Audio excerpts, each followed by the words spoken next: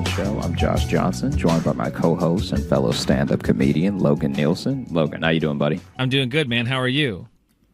I think I pulled my back in my sleep. Let me put my... I woke up and it hurt so bad, and I was fine when I went to bed. Yeah. I've had similar experiences where I wake up with a tight shoulder. I'm like, did I just pitch 6 innings in my sleep? Like, how the hell did I pull that off? Yeah.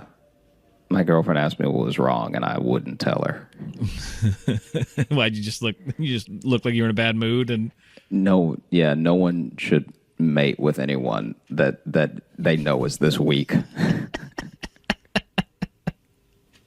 It doesn't bode well for offspring. Right. You know what I mean? Yeah. You're pulling your back out when your skin's still tight. What's the dumbest injury you've ever gotten? Like, just like of that level of like doing nothing, hurt yourself. Okay. So in PE in school, this is the other thing. This is why I actually believe in certain martial arts that look silly. I actually think that with the right practice, they could work. So you see stuff that's like, you see these like Wing Chun videos or, Aikido stuff or, you know what I mean? And you're like, oh, that would never work in a real fight. Jazzercise. Yeah, sure. Especially jazzercise. Especially getting physical in skin tights. Yeah. Solid gold dancing. Yeah, that kind of stuff. Well, because you see stuff like that and you're like, this would never work. But you don't know that it wouldn't work because under the right circumstances, anything could work, Right. And I feel that because one time we were playing volleyball in PE and I went to just do like, one of those underhanded like hooks of the ball, like pop it back up in the air and everything. Mm-hmm. And as soon as I connected with the ball, so this isn't even me trying to punch the ball back up. As soon as I connected with the ball, I like basically pulled the hamstring on my other leg. Oh, jeez. And so it was like, imagine the ball coming to meet my hand. The ball doesn't even go back up in the air. It just hits my hand and droops off my hand and hits the ground. And then I hit the ground screaming. It was like out of a cartoon because I was just like, ah! And then as soon as I went to hit it, it like some weird. If it was like a kung fu cartoon, you would have seen my skeleton or something. It looked like the worst version of Mortal Kombat. It's crazy because you don't think you could hurt yourself in such a awkward way. Right. Yeah. No, I think we've mentioned it before, but I've had multiple times where I've genuinely hurt my back by just having that moment where you step on ice and go, whoo, like just doing that. I've done it multiple times where I've been like, then my back is fucked up for like a whole day. Yeah. You reminded me though of volleyball injuries. I weirdly have a couple of injuries associated. Well, one's not really an injury, but with volleyballs involved. In middle school, I remember there was a recess where we were just like, and it was like in the gym because I think it was like during the winter, and it was just like like this point in middle school for some reason we would still get like short recesses, but they don't really do it anymore. But we used to still. I remember we were in the gym and we were just playing dodgeball. We just split the gym down the middle, a lot of us, and we're just playing dodgeball. But we were like using volleyballs and just really winging them at each other. And I remember this one kid threw. I think I remember who it was, but he was like a pitcher and like a quarterback and stuff. Had good arm on him. He launches it at me, square in the balls, just drops me to my knees. And the second my knees hit the ground, another one hits me right in the face and then knocks me backwards. So it was just like wham, wham. And then this is the only time I've ever had this like with a nut shot. Then like my balls hurt for an entire class period after that. And I went to my next class and I just sat down and like everyone kept walking by like, hey, you doing okay, buddy? And I just like sat down and like put my head on the desk. I was like, oh God. And then the teacher comes up and he's like, Logan, you okay? What's the matter? And I'm like, yeah, man, I just took one in the jewels. Like was my exact wording. Oh my gosh. And then he was like, well, okay, sorry. Science is starting now. Sorry about your balls. I don't think I can say it as a teacher. I'll get fired. Yeah, you probably won't be able to learn this at like this Yeah. class, but Yeah. you come back ready tomorrow. Yeah, just know some good stuff's happening on the board. You'll get it later. Don't worry. Yeah, it is funny because it's like when you in PE, our PE teacher was like a true sadist, and he had us play dodgeball, but one dodgeball game would last the entire period. Oh, really? So what he would do if you were out and you wanted to stay in, which of course everyone did at the beginning, you had to do this very weird, complicated run, like up and down the bleachers. Like you didn't just do a lap around the bleachers and come back. You had to go up the bleachers, down again. Then you had to go across the bleachers and then up. Then you had to come down again and then do like a circle. It was like it would take you some time. Run over to the bench, solve the Rubik's Cube, run back, tag your partner.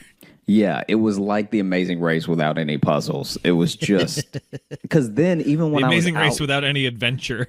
yeah, I was out, and then I was like, "What do I need to do again?" And he got exasperated with me, like I'm Like you made it up. Yeah, like I made it up. I'm like, wouldn't it just say 4 times? Like, why are you making it this like it almost felt like he made us run that very specific course to get us dizzy so that we were worse when we came back in. Because kids were getting out and they'd run the course, and now you're coming back into the game winded. Yeah. And so you're winded, dizzy, and you got hit by a dodgeball, so you're not feeling great. What happened to just like jailbreak? Like just way off to the side, wait for jailbreak. What's this new step? Dude was a maniac. Dude was legit, like he was insane. For your PE, did you like, because since you're saying your PE teacher was a maniac, was it like all just fitness stuff all the time basically? Did you have that kind of PE? Because I found there's a lot of different tiers that people had in their PE class growing up. Like some were like, you hear about some people, it's like it was constantly like doing the running and rope climbing and like all that stuff. And then mine was like, we literally went ice fishing and did archery and did orienteering and fucking, we did rappelling and scuba diving. Jeez. We did so much shit. Horseshoes. Tennis, shuffleboard, like we did billiards one year. He would just get, actually a couple years in a row, he would just get a bunch of pool tables from I don't know where. Yeah. And we would just take over the wrestling room, and like a couple weeks would be us just getting good at pool. That's insane. I know. That's amazing. I know ours is super weird, but that seems like PE at a boarding school. Kind of, but it's like I think it was just a small school in Iowa, and like most kids are in sports, so it's like, you know, didn't have to push a lot of us that hard, and the ones who really don't want to run are the ones who are going to have an excuse to get out of it every other day anyway. I mean, we had a general. We had bowling. At least what I feel is general. Yeah, Bowling. Bowling. Bowling. For some reason, trying to correct it, I almost said boiling. Yeah, I thought you were gonna say boiling. And what sport is that? Yeah, no, we spent a couple weeks just boiling, crawfish. We just really got into, just gumbos, push-ups. Yeah, made us do push-ups in the water until it got hot. Now while your gumbo's cooking, you got to do wind sprints.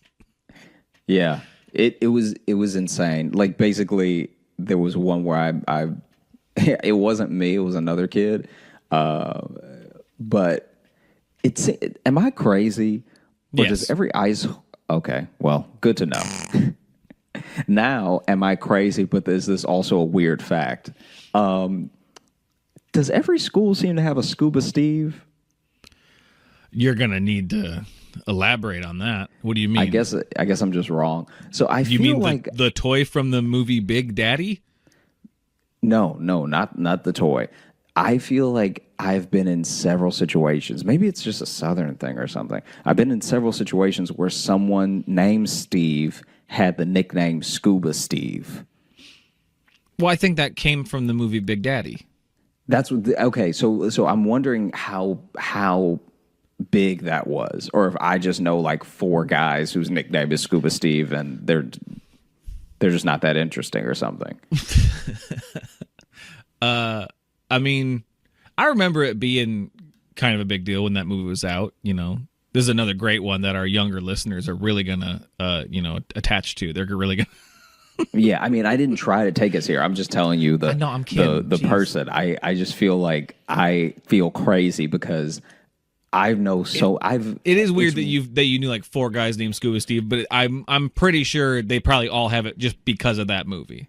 Okay, that makes sense. Is what I'm guessing. Unless a couple of them were like scuba divers. Yeah, I mean, at least one of them probably. Are any of them a marine biologist now? Oh, none of them. Or a lifeguard? Not at all. Well, then I think they just watched that one Adam Sandler movie. Yeah. Is what it's sounding like. That's what I'm guessing. You really put it in perspective for me because I spent my entire childhood being like, yeah, why is he named Scuba Steve and he's named Scuba? And then there's an adult named Scuba Steve. I mean, it still, though, supports your thesis of wondering, are there a bunch of Scuba Steves? And your question going to, is that like an uncreative nickname? Yes. So it's just a different route, but we still got to kind of what your thesis was going to be. You know what I mean? Yeah. I just like, took yeah, everyone on this long and terrible road to to get us to this place of one time when we were playing dodgeball, and we were very early in the process, so only 15 minutes had passed, so only a few kids were out. They were running the laps, the weird obstacle course, and running back in. And at one point, this is a particularly epic game. At one point, maybe we're 45 minutes in now, so there's only like 5 minutes left in PE, and it's like a tight neck race to the point where he calls it, where he's like, all right, from now on, if you're out, because he knew it had to end sometime. And Scuba Steve got hit. He got hit real good in, I know there's a scientific term for it, but I'll just say stomach. It really, somebody got him in the stomach real good. And then what other way? Like, I don't know if it was the solar plex or like whatever hit him. I mean, yeah, abdomen. Whatever hit him knocked the wind out of him. Right. But this is the other problem. Diaphragm, maybe. Like, this is the other problem is whatever intestines, you throw a ball, gut. I just wanted to see how. I mean, that's too deep. I just wanted to see how long I could interrupt you with. I mean, he would have been bleeding. Yeah. You hurt his intestines. Took a dodgeball right in the intestines. Had to have it removed by a doctor.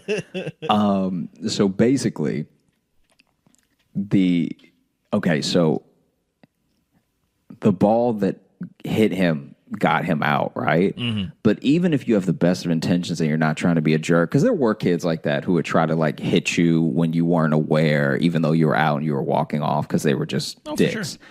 But in this was a genuine mistake. About 3 different kids threw a ball at Scuba Steve as he was walking out. No. Okay. In earnest, trying to get him out. Okay. One hit him in the stomach. Right. Which made him duck from the next one that was about to hit his face. Right. But as he came up, the last one, like the furthest one away, he just looked right up into it after he got hit in the stomach. So then he crawled. He crawled off of the court, and the PE teacher felt so bad for him. He was like, "Look, that was kind of uncalled for, even though it was a mistake. If you want to run a lap, I'll let you go back in." So he does. He's like, all right, I'm going to do this for my team. I'm going to do this for myself, I guess. I will have my revenge. He runs this complicated lap. He solves the lap puzzle, and then... Yeah, and then right as he's like, you can see the smile on his face.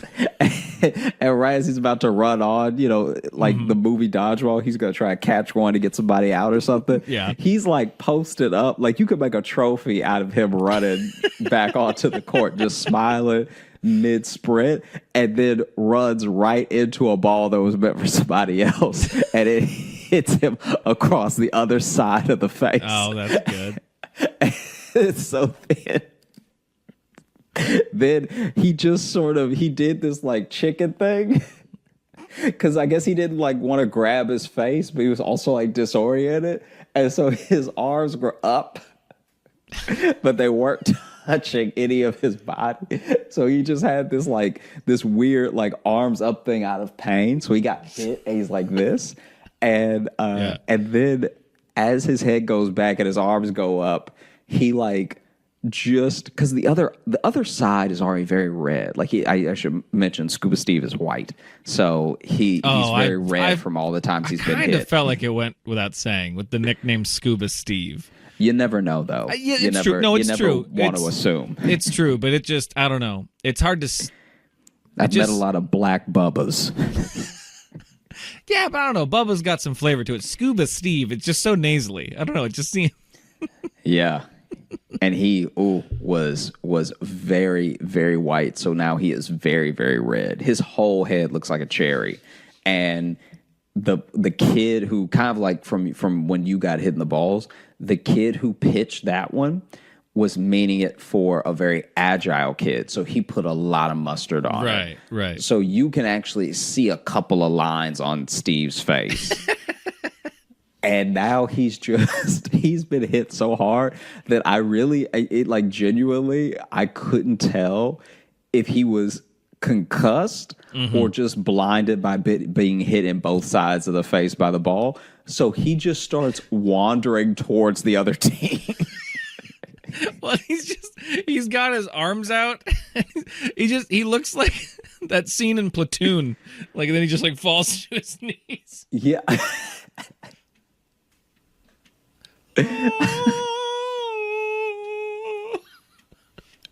Dude, it was so bad. It gets more in the back. And then you just hear the PE coach like, Steve, get out the way. And Steve just is going like, oh God, like because he's like trying to shake it off, right? And he doesn't know he's walking in the direction of more oncoming balls, so he gets hit like in the knee and then in the arm and so then he just hits the ground and he just sort of like crawls off of the basketball court. Oh man. Good. I remember one time in gym class, we were playing Capture the Flag, which I'm assuming everyone knows that game. That's not regional, right? Everyone knows Capture the Flag. It's the gym. It's on either end of the gym. One team's trying to catch the other one. I'm assuming, but I get surprised every now and then what things people don't have. But we were playing, and you know how poor you'd have to be to not have Capture the Flag? That's literally imagination. That's literally... That's anything could be the flag. Another kid could be the flag. Well, dude, I started when I started subbing, and I subbed for a PE class, and they were right away. It like was written down. It was like, "Oh, play Six Flags with them," and I was like, "What?" I'm like, "There's not. That's like hours away." And the price of admission, that's gonna be. There's so many kids here, like, but it's like they have a new version now where they do 3 flags on each side, and each team has to capture all 3, which I think was just a smart way to make a game go way longer so you don't have to intervene because they're always stealing just flags back and forth. Yeah. Anyway, we were playing Capture the Flag, but this was in the winter. And back when I was in high school, like now the school has like a whole addition added onto it, like they added a whole extra part. So they didn't have this storage issue before. But during the winter, like in the real dead of it, they would bring out all these big coat racks and kind of put them in like our entry commons area that we called it, the commons. But it was like they just kind of would put this big coat rack there so everyone could hang their winter gear because we did like half lockers, so you couldn't really fit all your stuff in your locker. So you have to like hang your coats in this. During the day, though, like it was getting towards lunchtime, and we also would have lunch in the commons. So like about lunchtime, and my gym class was right before lunch, they would move all those coat racks into the gym, right? So those are now kind of just on the back wall near one of the doors. And then we're playing Capture the Flag.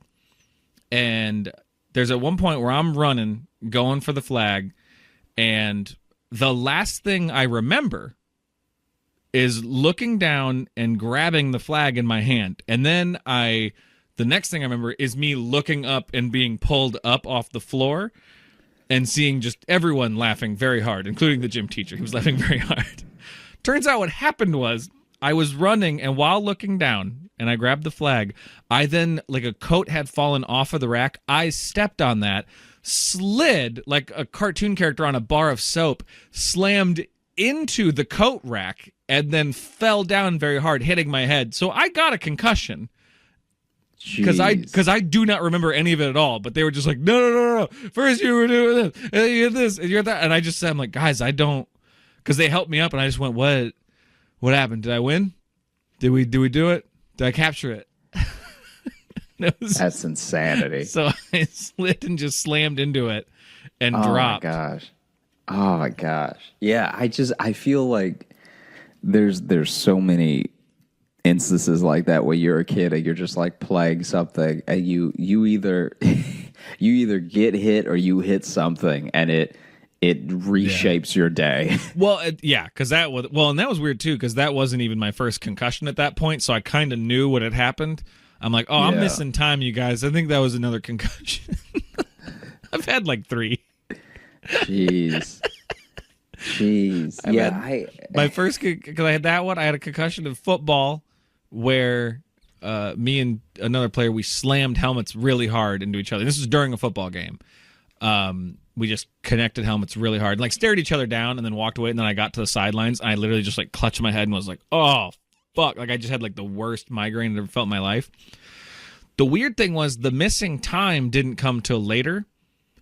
During the football game, I stopped knowing where I was, like while playing, and I stopped. Like we'd lean in to hear the play, and I wasn't able to like comprehend it. And I was left offensive tackle, and I would always then my friend Tom, who was the guard on my side, it got to the point where I would just turn to him and go, what do I do? What's it on? And he'd be like, when he says hut, block that guy. Like that, and that's how we played like half of a football game. And I gotta say, we watched the game tape the next day. I played a pretty good fucking game for a brain damaged weirdo. I was actually kind of on fire, man. I was watching, I'm like, man, I was making hella blocks. Wish I remember them, but I was doing really good. Man, I'm waiting for a play in a football game where, you know how the linemen line up?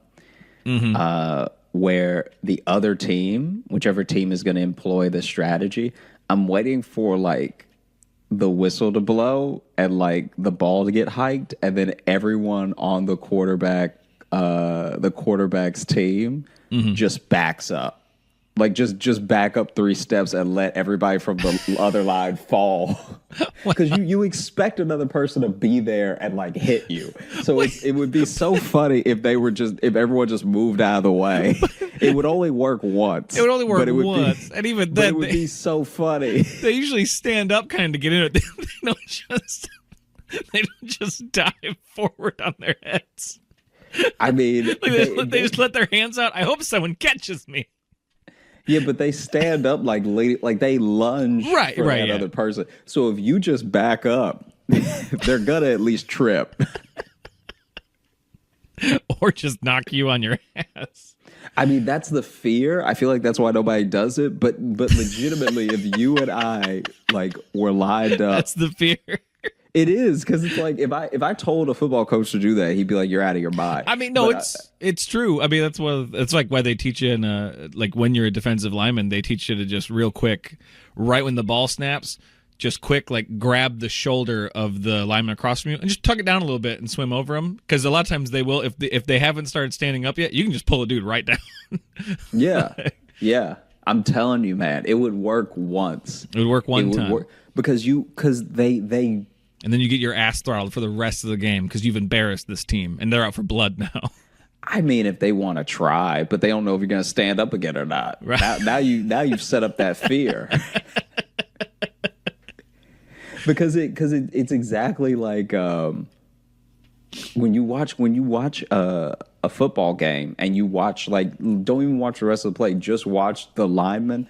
I'm telling you, man, they even though they're standing up, they're leaning way too heavy forward. Yeah. They don't even take, half the time, they don't even get to take a step forward. They literally just stand up, lean forward, and there's already somebody blocking them. So if you just move out the way. I like the tips from Coach Joshy here. These are good. I got one play for every game. What else you want? Baseball? All right.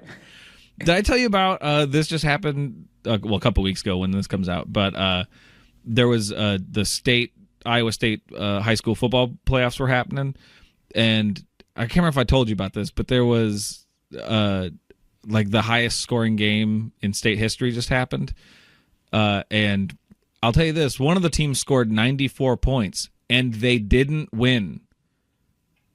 Wow. So the final score was 108-94. That's an NBA score, not a high school football game score. I can't tell if that means both teams are really good or both teams are horrible. But that's what it was on while I was teaching at school. One kid, then it was like third quarter still. One kid's like, it's like 70 something to 60 something, and I said, did neither team bring a defense? Did they forget?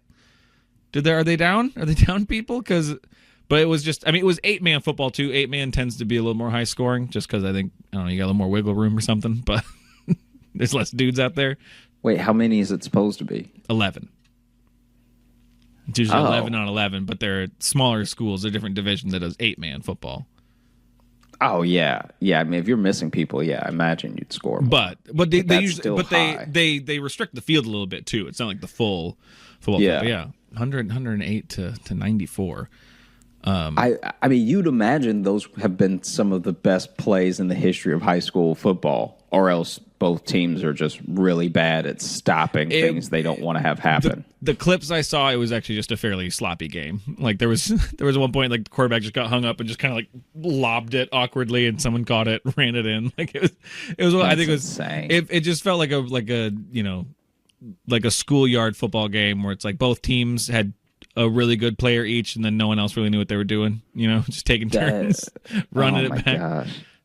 That feels like it feels like when you watch. I mean, we haven't watched that many together or anything, but it feels like when you watch some of those rare, like professional MMA fights where both people are bad. Yeah, and it's there's a lot of knockdowns. But it's not because either one of them are good. Like, no. One was a trip. I mean, it's like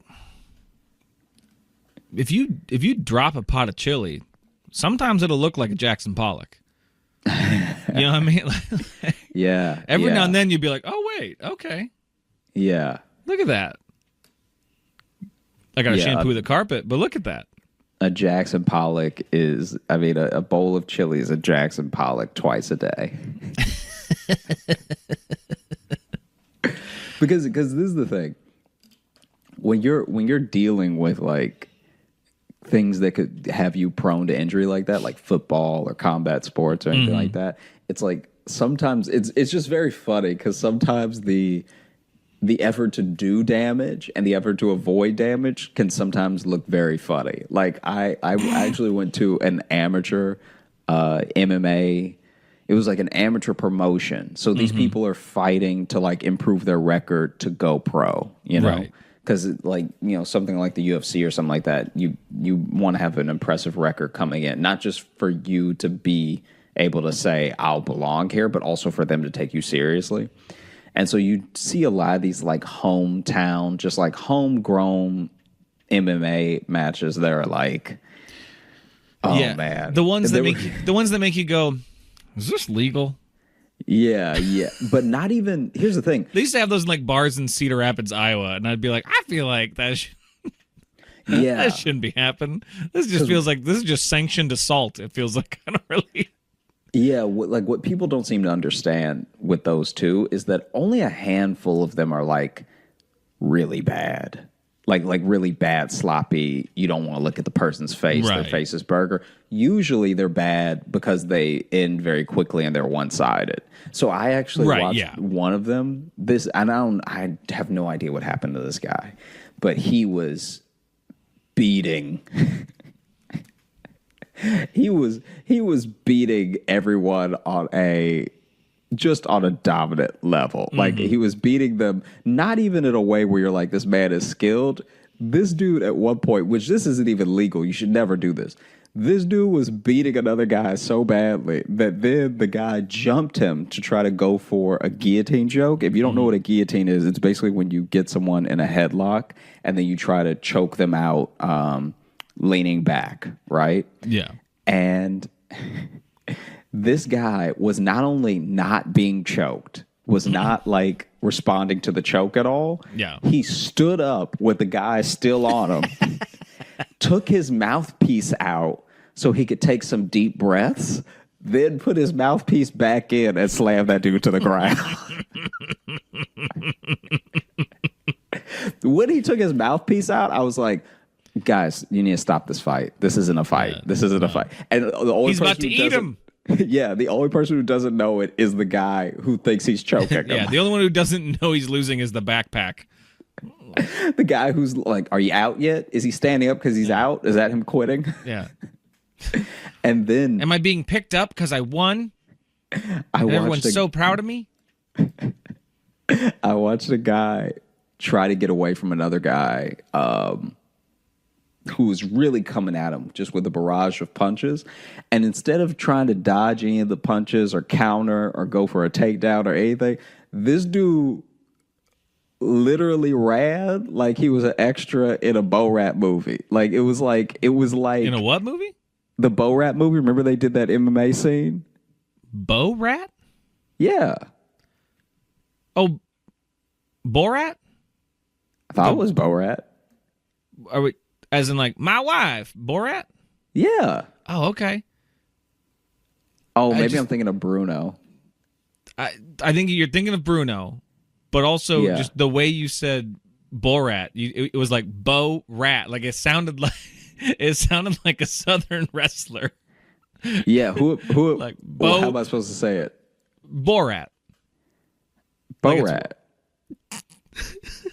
Yeah. No, I get it now that you say it, but first you were like in that Bo Rat movie. Yeah, well, how do you say it? Borat. Like Borat.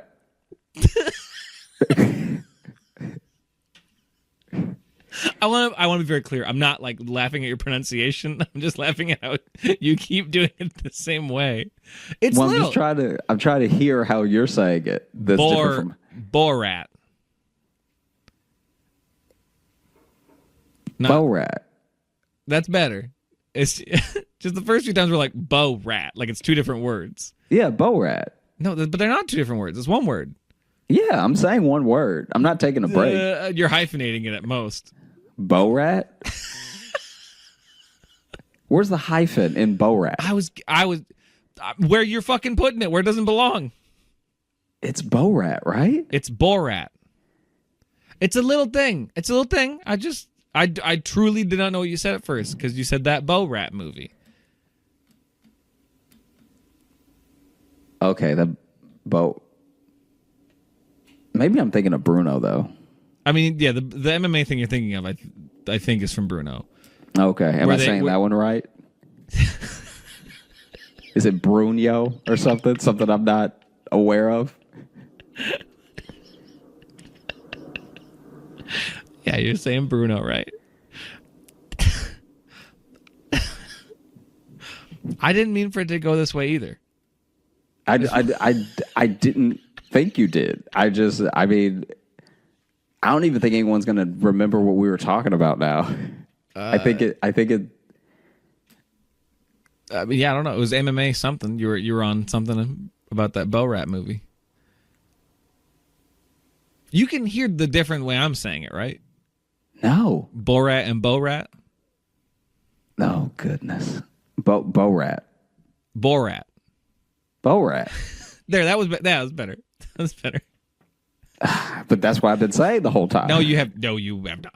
The first few times you said Borat, and that is just not how it's pronounced. Borat. Let's move on. This has got to be torture to listen to. Fuck. Oh no, dude! Don't... I can talk more about getting concussions. Let me feel better. Yeah, the guy just ran from him a lot. Oh no, I took away his confidence. Oh, I'm sorry, bud. I wasn't trying to make fun of you. I was just trying to clarify because I didn't. No, I didn't think you were trying to make fun of me. I was also confused.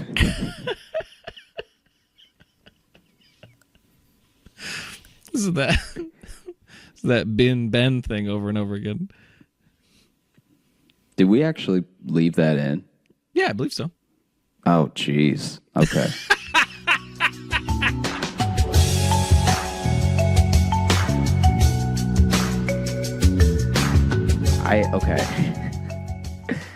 I also have had situations in my apartment where I'm just alone, where I've like hurt myself, and so those are a little less embarrassing because you don't have to feel like, oh, I messed so much up or I'm such an idiot and I embarrassed myself in front of a person. Mm-hmm. But there is a small part of you that's like, I don't know, God saw it. That's pretty terrible. Yeah. You know what I mean? So when if heaven's real, Grandma just saw me. So actually this would have been a weekend that we hung out together. Okay. But yeah, when I was still living in Chicago, I was on my own at this point at my studio, and I genuinely, like we're talking serious, I choked on a sunflower seed to the point where I really thought I was going to die. I remember you telling me about this. I was like, how? But even as I'm choking, I'm like, there's no way. It's one seed. Like even as I was choking, I was like, how? It should take more to lodge my throat. Yeah. Because I'm not trying to knock it loose with other sunflower seeds. Yeah. I shouldn't need a plunger for a seed and a piece of shell. Yeah. Because it wasn't as if I was choking as in I couldn't stop coughing. I was legitimately choking like my throat was stuck. Jeez. And I was like, how? Like, even if it went sideways, I should be fine. The seed, not the shell. Like, just the seed? It was the seed, and it was a little bit of shell. And my throat was closed. Wow. Yeah. And I was like, what am I going to do? And I almost tried to give myself that self-Heimlich. You know what I'm talking about? Yeah, where you like slam on a chair or something? So, you just fucking pile drive yourself into the back of a chair and hope whatever you're gagging on comes out. Yeah, I'm familiar. I beat my own ass across the apartment because, so I'm choking, right? Yeah. And it took me maybe 2 or 3 seconds to realize, like, oh, it's been a while since I took a breath. I'm really choking. And then I didn't have a chair. I didn't own a chair. Yeah. So I just slammed myself against the kitchen counter. And it wasn't even the angle, because you're supposed to put the chair under you a certain way and then you're supposed plop to get down on it. The aforementioned diaphragm. You're supposed to kind of pop right there, but you're no. I just body checking yourself. And then like a fucking self-hating hockey player just. And then I was like, oh my God, it's not working. And so then I did it again. Oh God, this is how it ends. This is how it's over. So then I also was thinking, like, okay, but normally when you're choking, before people give you the Heimlich or something, they slap you on the back. So maybe if I just slam my back. Fuck off. No. Come on. I didn't get a running start or anything, but basically I tried kitchen counter, right? Yeah. And then I was like, that's clearly not working. That's only hurting my chest. And so then I just went against the wall behind me, like. So I didn't slam myself against the wall, but I just tried to bounce my back against the wall like someone would slap your back if you were choking, and that also didn't help. So then I was like, if I can maybe dig it out with my finger or something.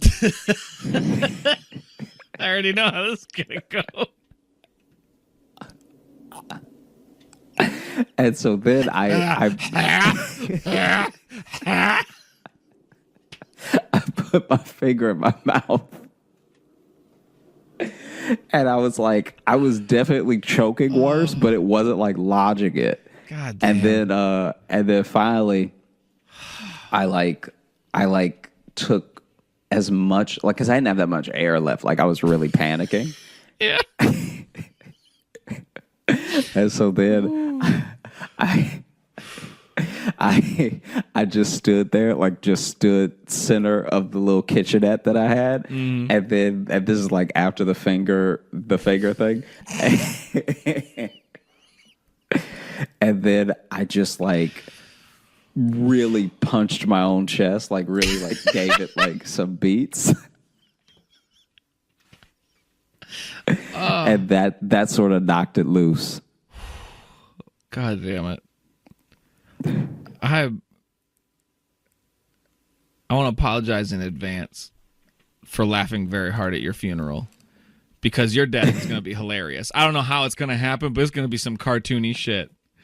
Your fucking obituary is going to read like a Marx Brothers movie. Like it's going to be. Dude, it's like it was so scary because we're also talking about a period of like 30 seconds. Like, right. Not, but that feels really long when you're choking. Oh, and there's yeah. and this was, you said this was your studio? Yeah. Okay, yeah, so there's that moment too of living by yourself. Because I had that too, living in that basement unit I had in Chicago, where if anything happens, you're like, oh fuck, no one will find me for days. Yeah. And I had a dog too, so my thing was always just like, it depends.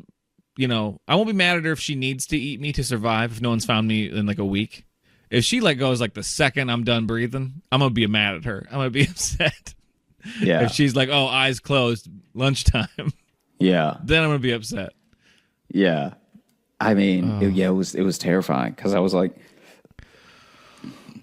like, when you don't know, because most people can hold their breath for like 30 seconds or something, but when you truly don't know, right, that it's like when the next your last breath, yeah, for a little while was 10 seconds ago, and now you're like, what's happening? And then you realize you're choking, and it wasn't even a choke that was like, I'm choking and I just can't force it up. It's like lodged. No, yeah.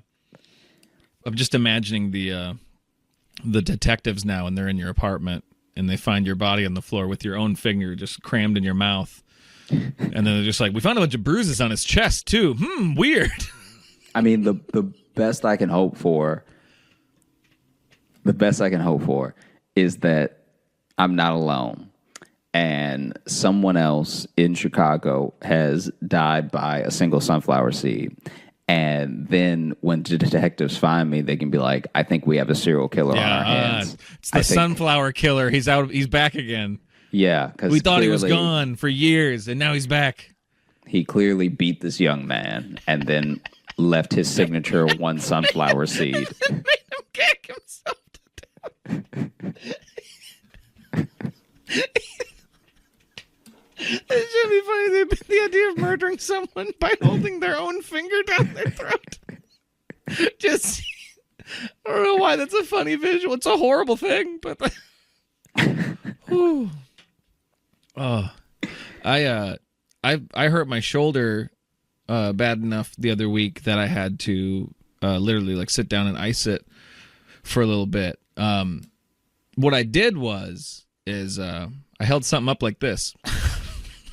Like clothes. It was something super light. I was for those of you listening, I raised my arm up slightly. I was just getting. He raised his arm up like he caught a big fish.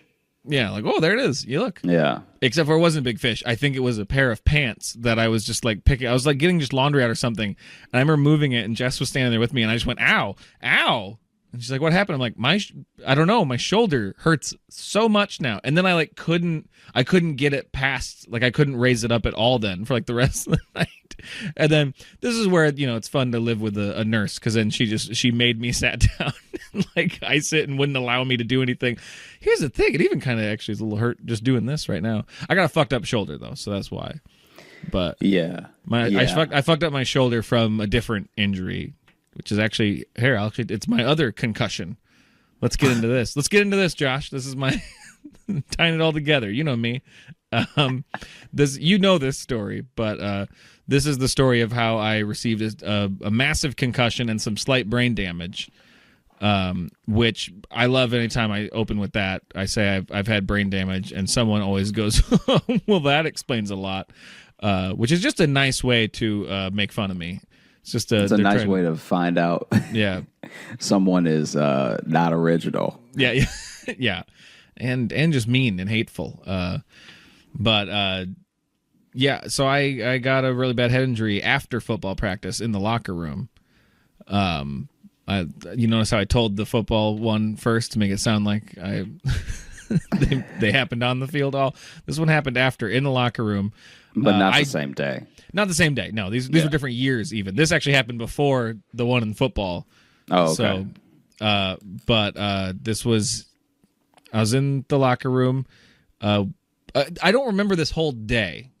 I remember like up till like lunch that day, and then I like erased the rest of the day from my mind. But apparently, what was told to me later was that we were horsing around in the locker room. We were weirdly like way too comfortable around each other in the locker room.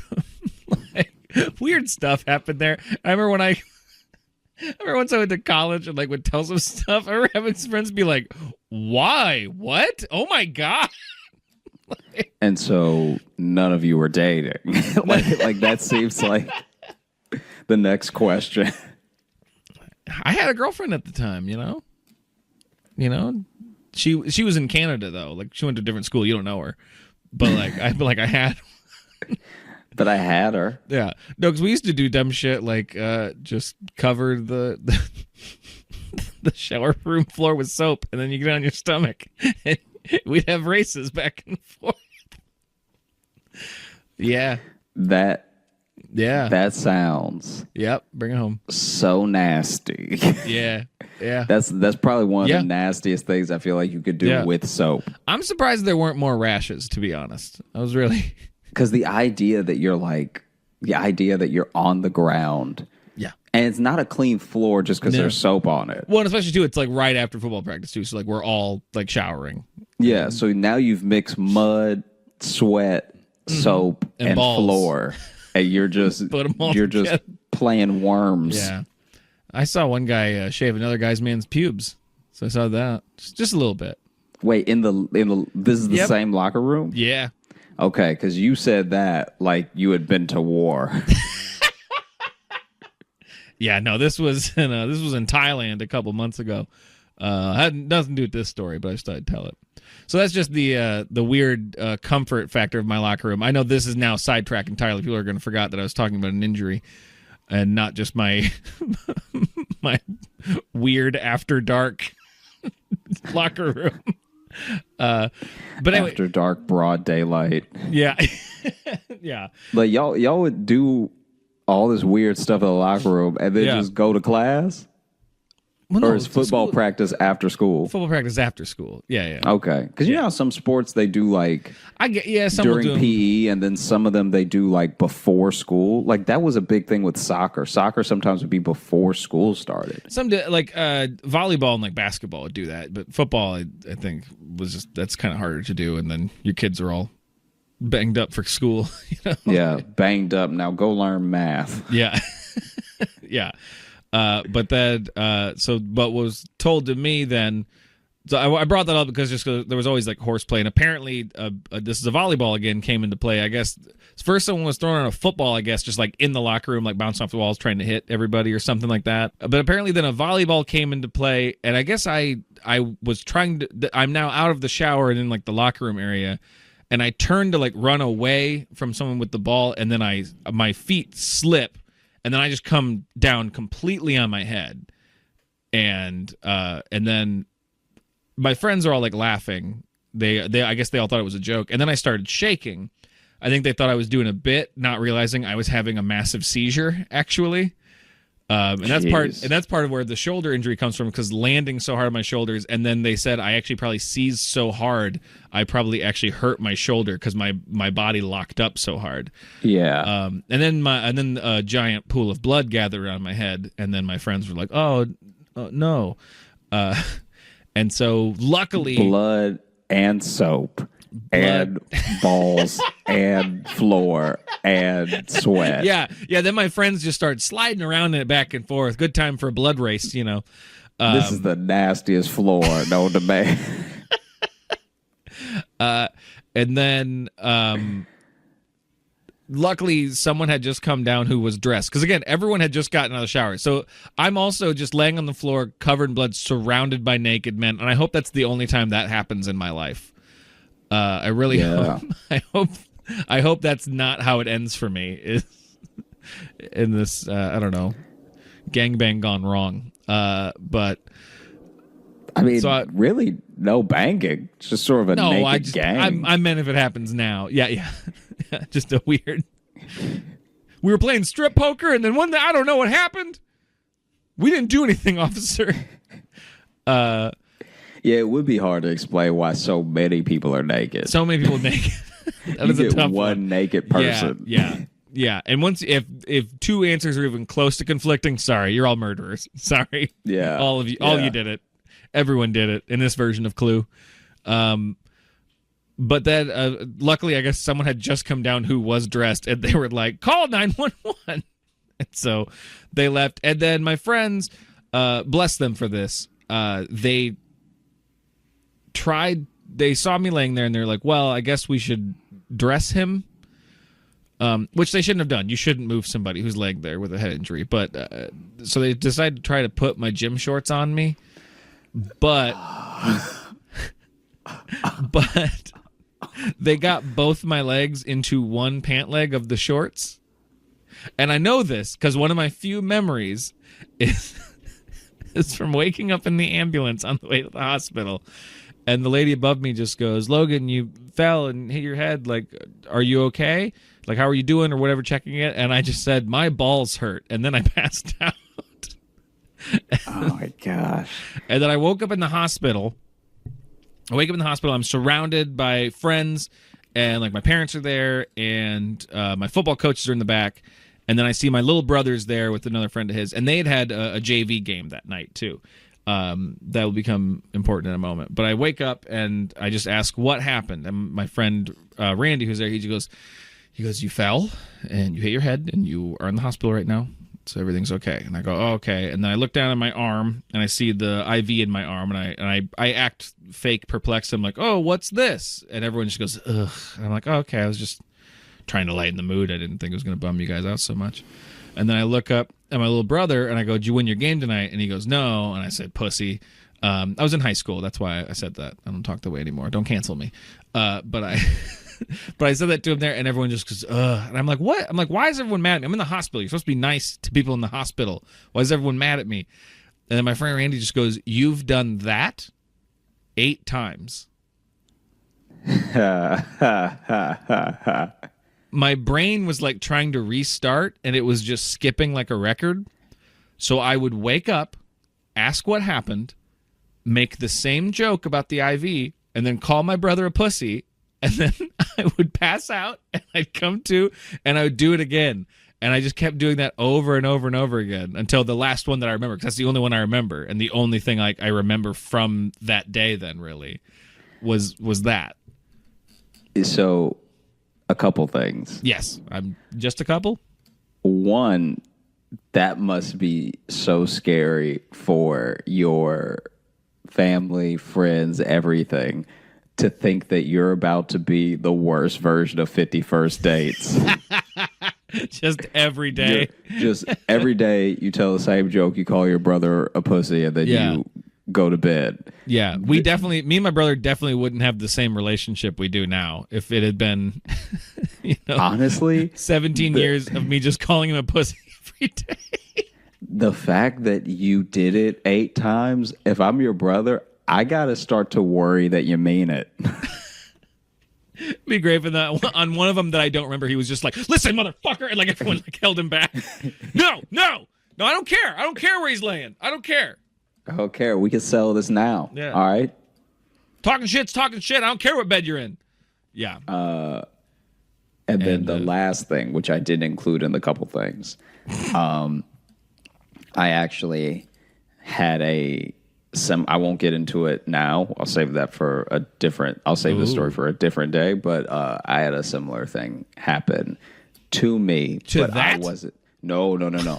I was not the person who had the concussion or anything. Oh. But yeah, basically way back in the day, this girl broke up with me, and then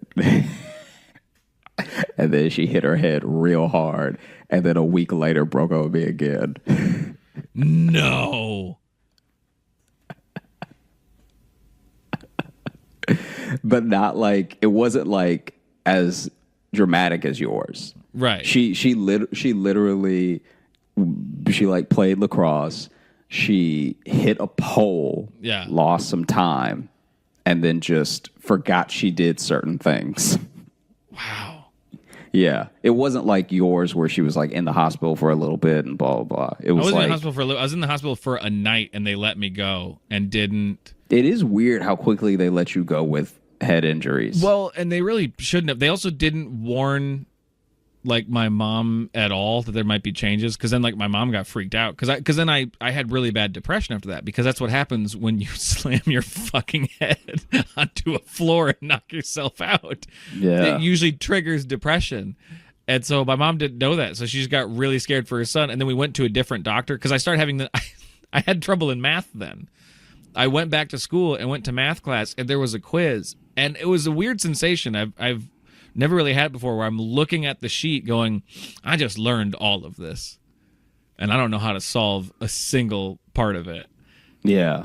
And like the doctor kind of figured out like the part of my brain that controls math is probably what I rocked real hard or something. And then also too, I would then start panicking, and then I just like couldn't finish the test. I'm like, fuck, I don't remember math at all.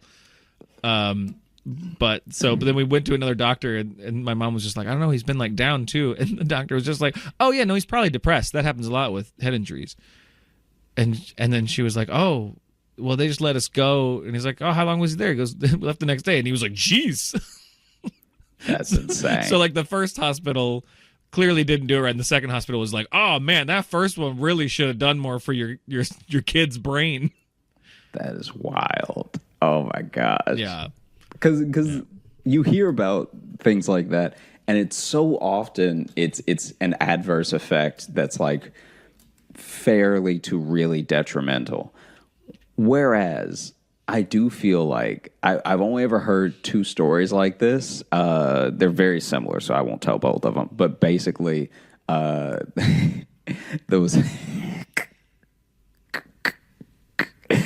a kid in high school who at least says that his uncle fell off a ladder and hit his head really hard, and then was way nicer after.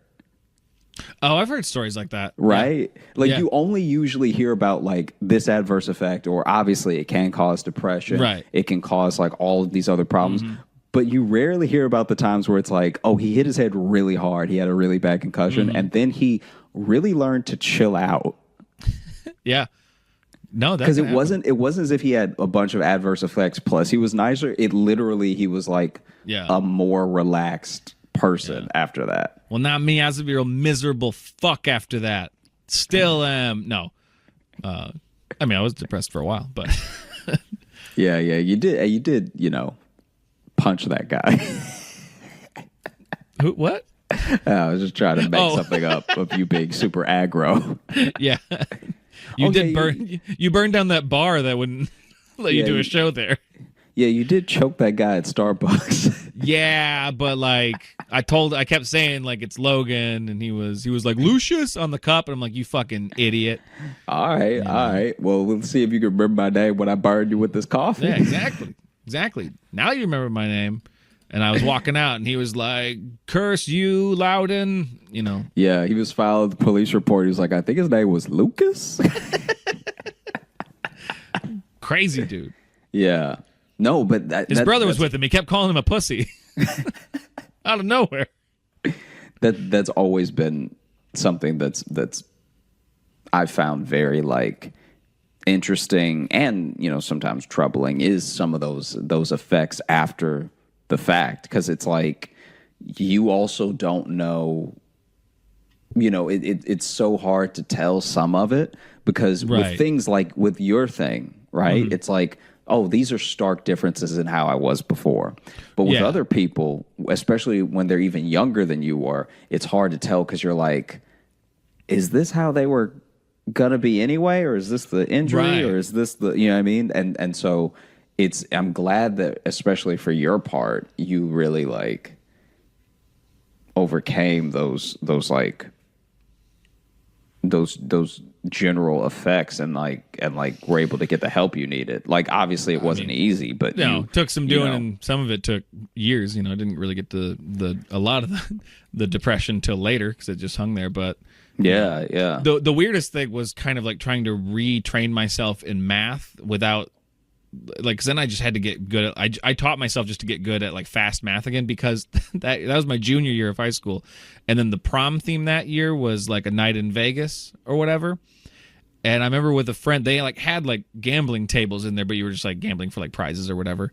But we were playing blackjack, and I remember very distinctly the severe panic attacks like I was having inside adding up to 21. I was playing it off like I was bluffing, but really I was just like, I don't know what these add up to, because I was just like, math was fucking with me. So, and I was in like algebra 3, by the way. Like I was in like good level math and doing okay until I hit my head so hard it kicked the math out.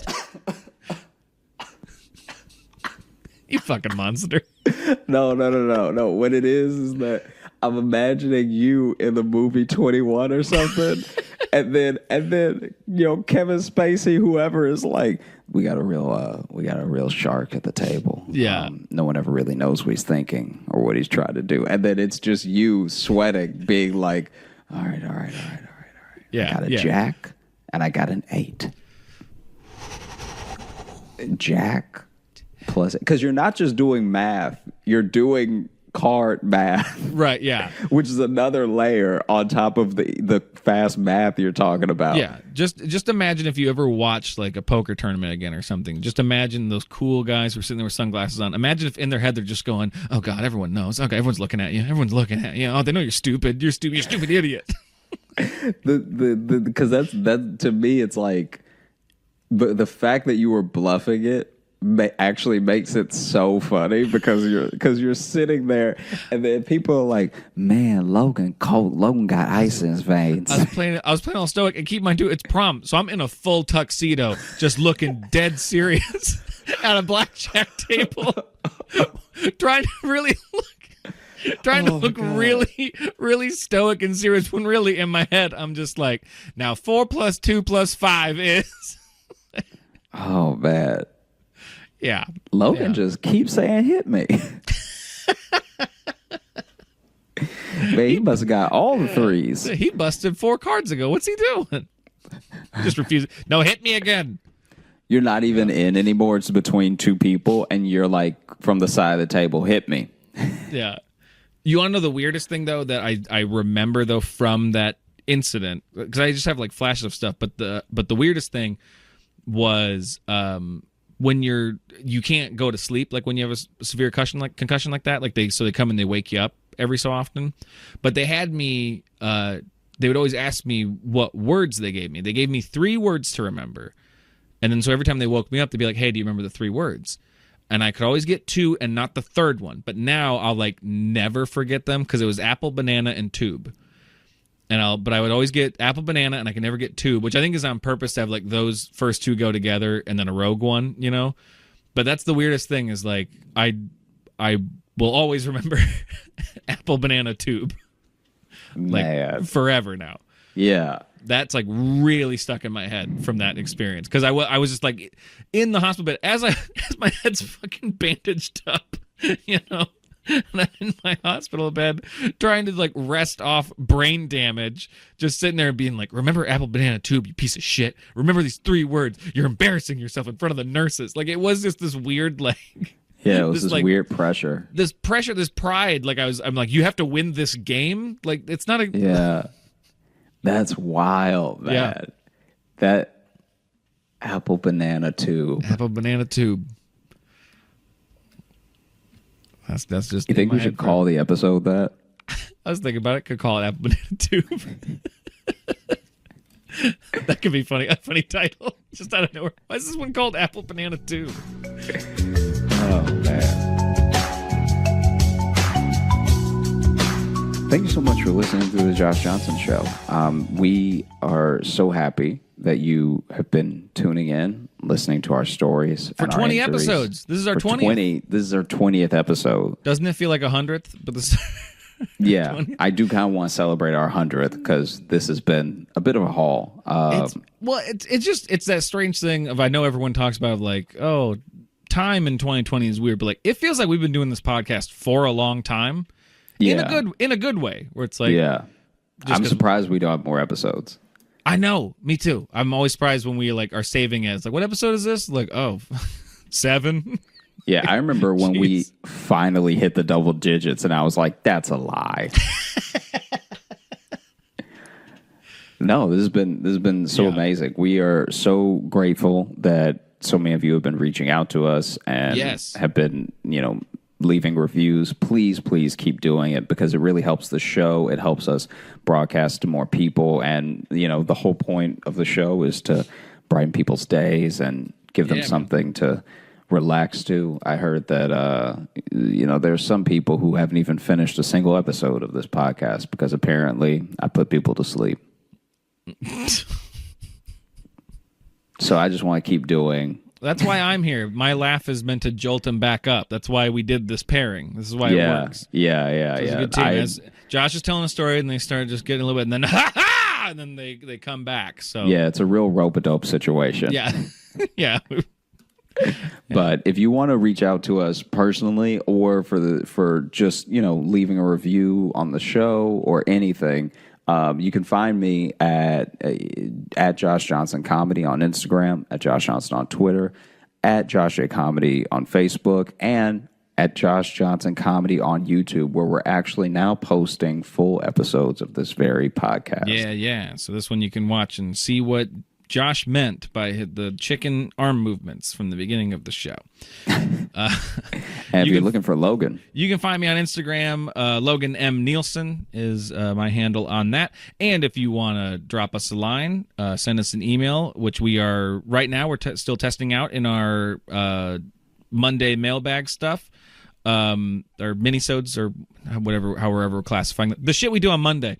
There's a lot of Mondays and M's. Yeah. I thought it was going to be easier to be like, oh, we'll just shift Monday minisode to Monday mailbag, but really it's just made it jumble it more in my shower floor damaged brain.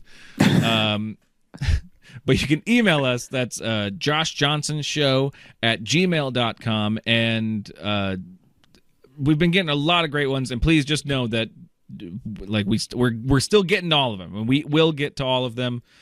Don't worry, we're gonna get there because we've got a couple people kind of like, we had one that repeated again, like this is the same one, just to like remind us, which I appreciate too, but it's like, don't worry, we have too many cool people who listen to our show who want to drop us cool lines and fun topics too that we're gonna get to. I'm excited, so make sure you check those out.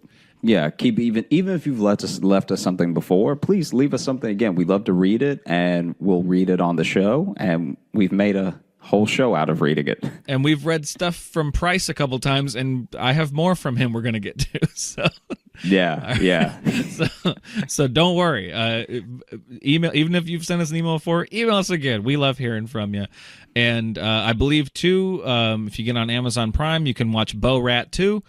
That's out now. You can check it out.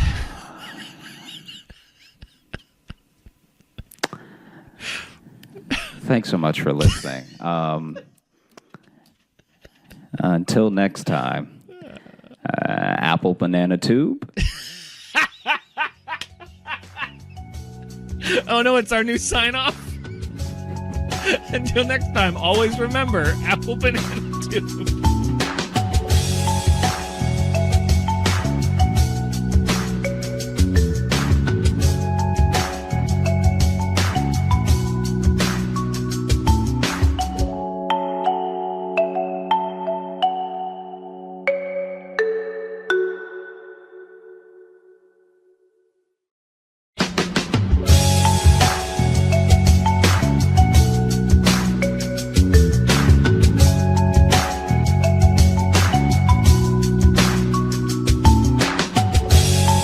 To the Josh Johnson Show. I'm Josh Johnson, joined by my co-host and fellow stand-up comedian, Logan Nielsen. Logan, how you doing, buddy? I'm good, man. How are you? I'm tip-top. Great. Yeah. It's been... I'm happy for you. Yeah, I mean, I'm happy. Apparently, my neighbors are happy. They've been doing burnouts all day. Yeah. We'll see if it shows up in the audio, but it does sound like you're living next door to the fucking Daytona 500. The way, yeah, it literally just sounded like race cars going in a circle. We all celebrate in different ways, I guess. We all. Yeah. I guess for context, because this will be a couple weeks after, but we're recording this the day after, Biden won the election. So a lot of people still out there. Yeah, still out there. Celebrating. Doing a lot of left turns, I guess. Yeah. When I first heard it, I thought the apartment was moving. Because the first ones were so loud. They were so right loud. Out front? They seemed everywhere. Right. It sounded like the car was in my apartment. And I think they started being out front, and then now they've moved to more like the side streets.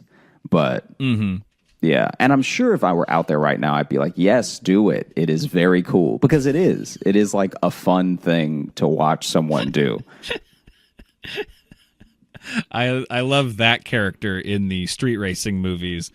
Yes, do it. I think that's very cool. Do it. Keep doing it even better. Yes. Well done, chums. Very cool. Man. Because here's the thing. I like it. Burn out, baby.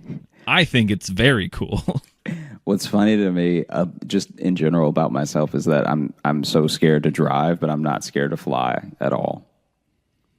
Like that is interesting. Yeah. But, well, I mean, I get. But I mean, you're not flying the plane yourself. Yeah, that makes sense. Like, I guess if I was flying the plane, I would be very stressed out.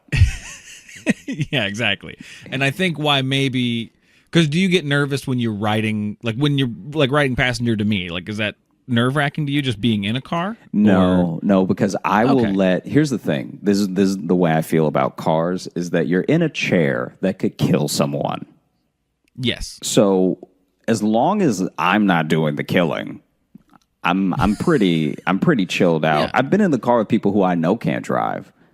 I when I got in the car, I was like, this is a bad idea. This guy is about as nearsighted as they come.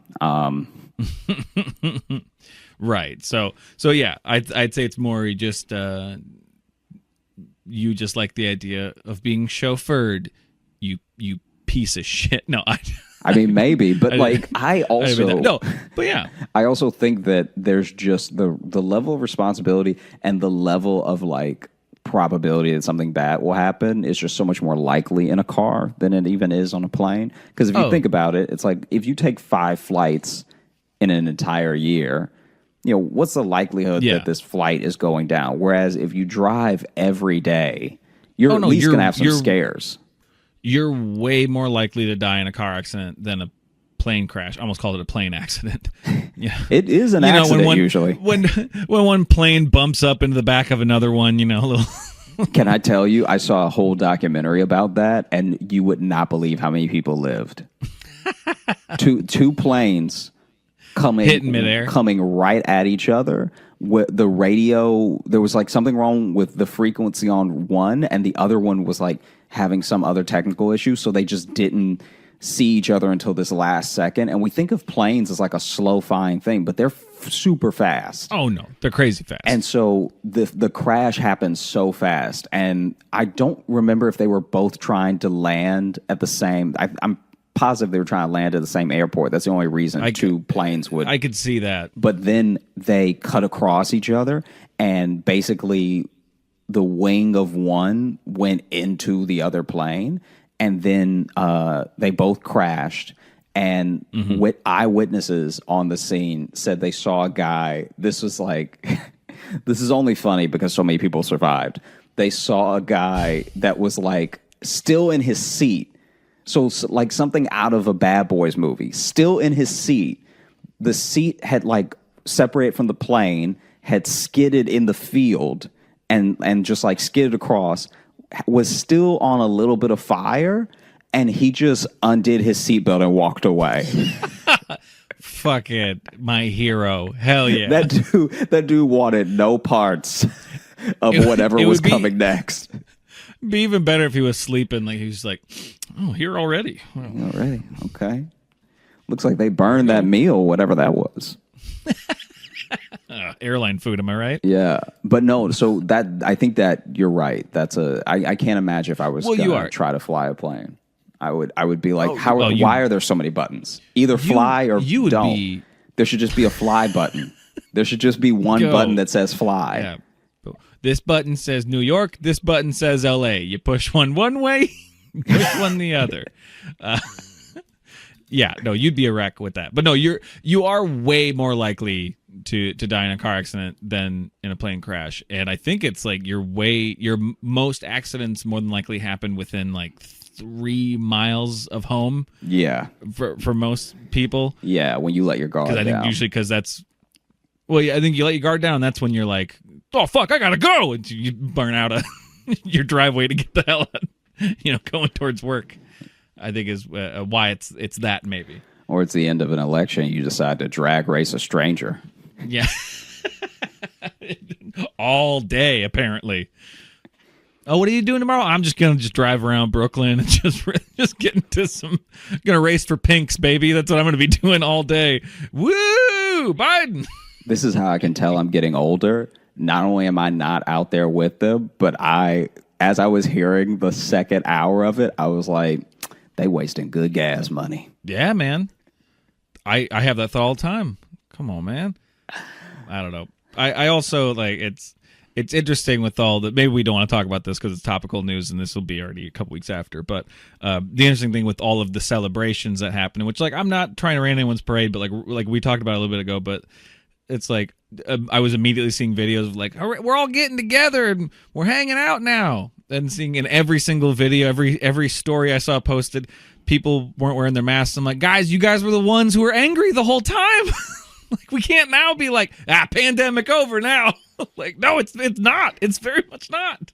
Yeah, it's the equivalent of being so excited you run out into the middle of the street to scream, but you are in traffic now. Right. Yeah. So I don't know. I hope people are celebrating responsibly, I guess, which again, this is going to be in the future of them doing it. So this does nothing for anyone. It's been a wild weekend. It's been a weird one. It's been a strange weekend just because like my girlfriend had to get tested for COVID. She got exposed at work. Which she's a nurse, but it was like a patient that she had who then was negative but tested positive later, and she had all of her gear on. That's why she was fine, but they had her get tested. And when you're waiting on that result, and it's not even for me, but it was like if she has it, then like I got to get tested. And then, being a substitute teacher here too, then it's like, well, then I got to talk to like the contact tracer person for the Mitchell County Health, and it's just like it immediately. I was just making a list of stuff in my head, being like, I hope I don't have to do all this shit. Like I also hope my girlfriend's not sick, because that would be devastating. But also, I don't want to do this stuff. This is more people I got to call and deal with. Also, I really hope my girlfriend's fine, but I don't want to make these phone calls. But also paperwork. Shit. So, she's fine. By the way, her test came back negative. She's fine. But you don't want to leave people on a cliffhanger like that. Yeah, you don't. Well, and I just had a couple people being like, "Oh, do you maybe want like a friend being like, hey, do you want to have like beers in the yard or whatever and hang out for a second?" Or talked about helping my brother with his house or something a little bit, because those are people who are take all the precautions too. And he was just like, hey, do you want to do something tomorrow? And I'm just like, well, I gotta wait and make sure COVID's not in my house. And he's like, yes, good idea, thank you. Oh man, it's also the thing that I think I've just been anxious about is that to what you're saying and to like what we were talking about before, I'm probably going to go home for Thanksgiving, which means I'll get on my first flight of the whole year. Yeah. And so it's just had me thinking about flights a lot, like just about the safety and just about like Man, okay. You're daydreaming about flights. You're having these planes. Because I normally love to fly. I really Right. do. You know, you buckle up for a movie that's not going to be that good, but it's free, so you don't have to stress about it. Yeah, I fell asleep during Star Wars Solo. One of my last flights. That's the last movie I watched in a plane was Solo. At the beginning of it, it was very bad. Then I fell asleep, woke up, and there was some cool shit happening. I'm like, hey, this movie got good while I was sleeping. While I was gone, y'all really turned this around. You guys really read the room. Yeah. Yeah, quick. We're losing him. No, he's sleeping, man. Get Donald Oh, Glover we in got here. him Come back. on. Let's get. Yeah, we got him back. Don Glover, nice haircut. I missed his introduction entirely. Woke up and just like, oh, Lando Calrissian's here. Oh, they're flying from something. Neat. Yeah. Dude, so I don't know if you saw this. This is actually pretty old story overall. But there was this couple that was on a flight, and so this was back before the Face ID, right? When it was still just the finger, right? Just the fingerprint on the phone to unlock it. Oh, right. Okay. Right? If I you didn't wanted to have those extra. until you said phone. I was like, Face ID for what? Yeah, no. I'm like, I've never had to scan anything to get on a flight. Like, Yeah, like aside from my ticket. I'm just saying, like, this is how you know it was like a few years ago, right? Right. And Yeah. So my man fell asleep, right?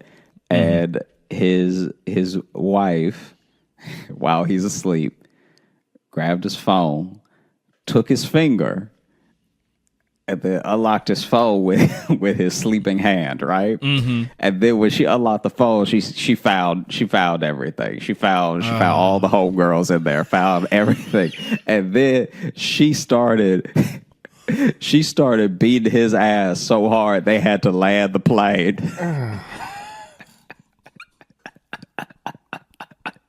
Wait, was this someone you knew, or was this a story? No. This is a news story. This news story. This is Okay, because I remember this now. I remember. Yeah. Once you said they had to land the plane, I remember hearing about that story.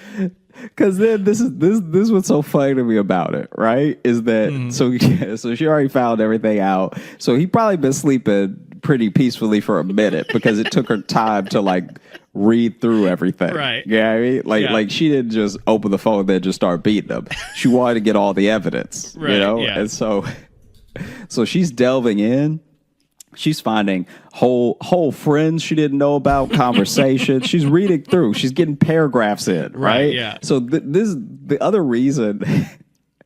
The other reason it makes me laugh is because like you as the dude don't know what she knows, right? But she is so angry that she's not even like playing the you know when you're just caught when someone's just caught you and so they ask you some leading questions so Right. that you can Yeah. tell on yourself. Yeah. She's not even doing that. It's She doing the Columbo, just like so.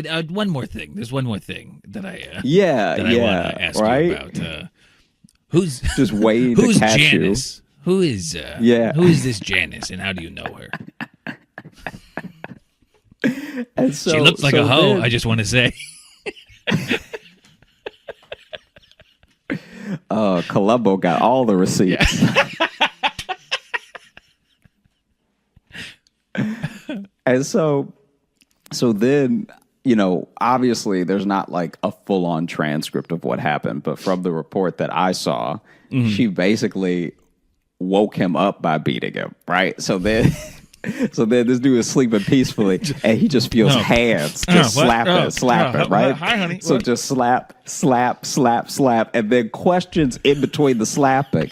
But he doesn't know, like, not only is he going to try to lie first, but he probably doesn't even know what she's talking about because he doesn't know that she knows. So now Right. she's like, boom, slap. Who is Janice? And then he's like, huh? And then she's like, don't me, because in her mind, he's already lying. But he genuinely is coming out of sleep. So he's going, as like, I'm waking up back from unconsciousness. My first thought is like anytime I've fallen asleep on a plane and woken up, it takes a second to be like, where the fuck am I? So now add slapping to that. Yeah. And, Yeah. Now add slapping. where am I? Who are you? What's happening? What year is it? Who's Janice? That's Right. And from the report that I saw, not only did she have form, but he was also in the reports. Really good form.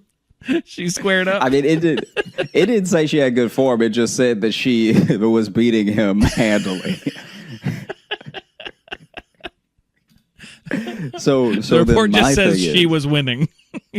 Yeah. Oh, easily. He wasn't even covering up well. He needs some lessons. Just some general boxing lessons about your guard, because she's breaking through the guard with uppercuts. All right. While seated in a plane aisle, that's incredibly difficult. No. Was she above him? This is the best part. So then I was she standing or was she sitting still in the seat next to him, or does she get up? No. Okay, not only has she hadn't got up yet. All right. Oh, okay. So that's the thing. So that is some good punches if she's able to really fuck him up seated next to him. That's an awkward way to hit. And I'm pretty sure she had like I don't have any evidence for this, but I'm pretty sure she had like fully planned it out how she was going to start. Like, it wasn't an emotional thing. She thought through, like every sentence she was reading, she was thinking through how she was going to beat this dude's ass. So I'm pretty sure she lowered the seat back table just to box him in a little bit more. All right. I like that, or I like the idea of her calmly putting it up in preparation for ass beating, of being like, oh well, hang on, I got to do this, and let me undo my seatbelt, and you're gonna need some help, so I'm gonna go ahead and call the attendant now, and then. That's it. That's exactly what I'm talking about. I feel like she calmly raised her seat back table and calmly lowered his, and just was setting up everything nicely, right? Put some coffee on it too. Probably turned his reading light on just so he'd be blinded. So then not only is she beating his ass, but he is in a window seat, so he's fully boxed in. Yeah. He can't get out. Yeah, and so then it's not like, no one really knows what's going on when any fight on a plane starts. Okay, so there's like a commotion, but he's not even like yelling like "stop hitting me" or anything yet, because he's just so out of it, right? And then he just wants to know if they're there yet. Yeah. So then finally, wouldn't that be great if it was like you started getting beat, but you've also landed, so you'll be able to get away soon. Nah, they were mid-flight. You're 10,000 feet stuck. Sorry, you're getting beat across 2 time zones. Yeah, you're about to join the 6 feet deep, mile high club. Not sure how that math works out, but it's not good for you. It's not good for you. Yeah, it's not going to be great. I think it ends with you being thrown off the plane. 6 feet deep, mile high club. And so she's like wailing on him, right? Right. And then I don't know if the flight attendant saw first or a passenger saw first, but then they like got involved, like, ma'am, you know what I mean? Because like the thing that's funny to me about stuff like this is that no matter how like trashy someone is behaving, someone at their job still has to say ma'am or sir. Yeah. Yeah. Like, it always cracks me up. Like, it's like even Waffle House fights, I'm like, sir, and then they start swinging. Listen, then the employee starts fighting. Which I think it makes the punches more righteous if you say sir while doing it. It really, I don't know. It adds an extra level of stank to it. Just like, oh yeah, sir. Right? You know, it really. And so then the combination of respectful and disrespectful in one is a beautiful thing. Yeah. Because like this is my thing. So then, you know, people are kind of trying to get her off of him and everything. But like, I don't know if she's just that strong, or people are not quite trying to break the fight up good enough. Because There's no way. There's this is the thing. As someone who watches fights, I love martial arts. I watch UFC, everything. Yeah. Refs rarely have a problem breaking up a fight between two big guys. So it shouldn't be that hard to break up a fight between a person who's not fighting back and a person who's trying to fight in a middle seat. Like that, Right. Well, but that seems pretty straightforward. In a plane, though, those people didn't agree ahead of time that if they get broken up, they have to go to their separate corners. You know, it's a different set of rules that have been laid out. Because really, the main rule is, hey, don't fight on the plane, and already that's being ignored. So now any other form of decorum of someone coming in the middle being like, hey, now, you know, that shit's gone. Sorry, they're already fighting in the air. Like gods. But I mean, this is my thing. There's at least two flight attendants on this plane, right? Because it was a decently sized plane, right? So between two people, right, and what I hope is an air marshal, that's proof that air marshal wasn't on that plane. Oh, for sure. Or he's cheating on his wife.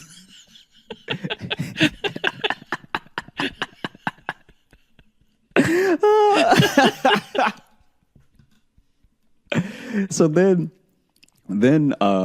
they cannot seem to stop her. Like she's just in the pocket. She's just landing nice clean strikes. And then I can also tell you, as someone who's tried to break up fights before, that sometimes they're too messy and you end up getting hurt as the person trying to break up the fight. So I can tell if someone's beating another person well enough, you don't want to get involved. You're like, hey, look, especially like I'm pretty sure that you are now slowly.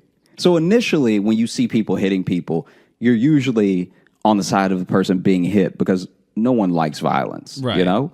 But then as she is yelling out more accusations, it does kind of start to seem slightly more even. Yeah, I mean? Like, right.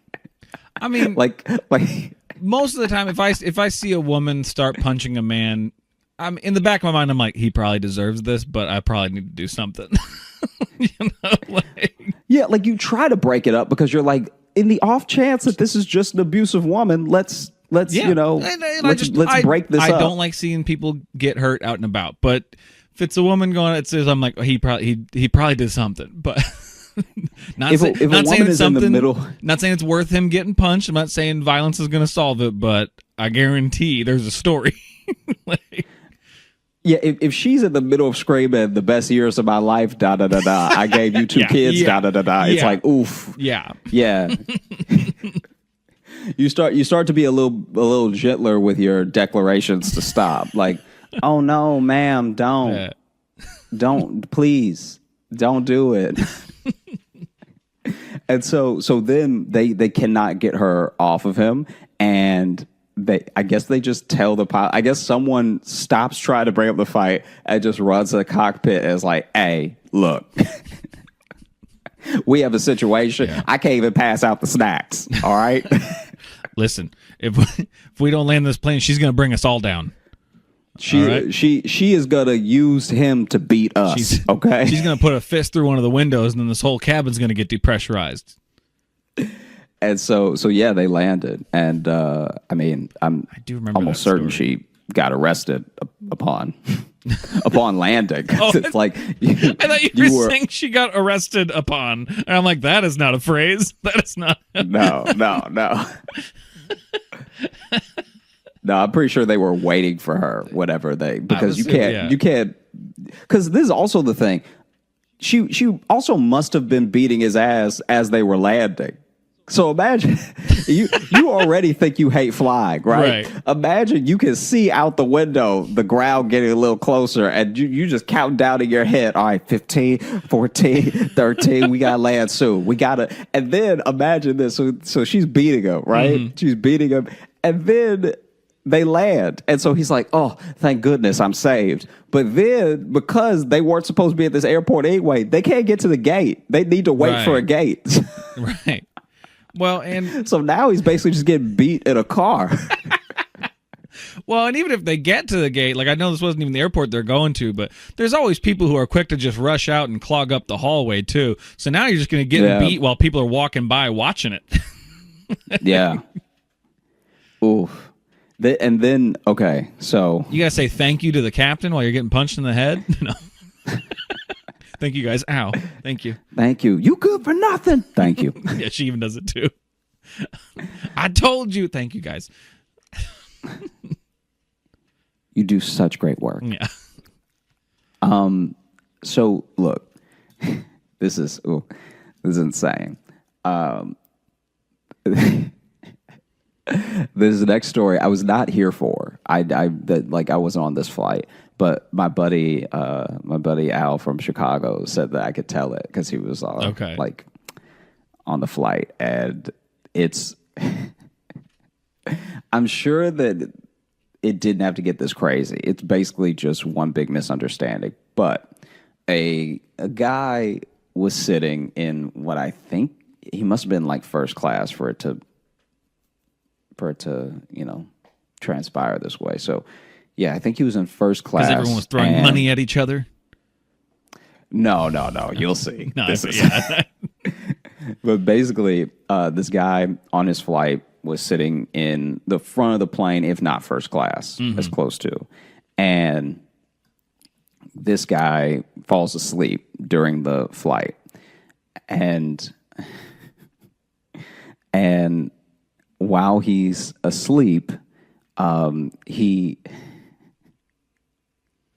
like out, right? So and I don't know if he has a condition or whatever, but he's so out that even when the craziness starts, he's still out. Like he's like, I don't know if he took a thing to sleep through the flight or something, but he's completely gone out of the picture. Okay.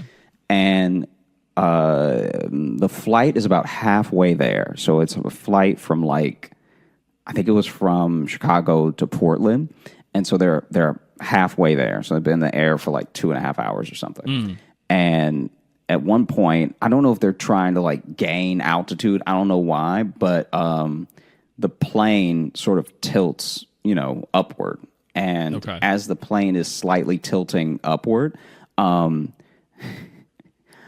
foot rolls through the aisle, just bouncing, rolling on its side, like a foot in a shoe rolls all the way to the back.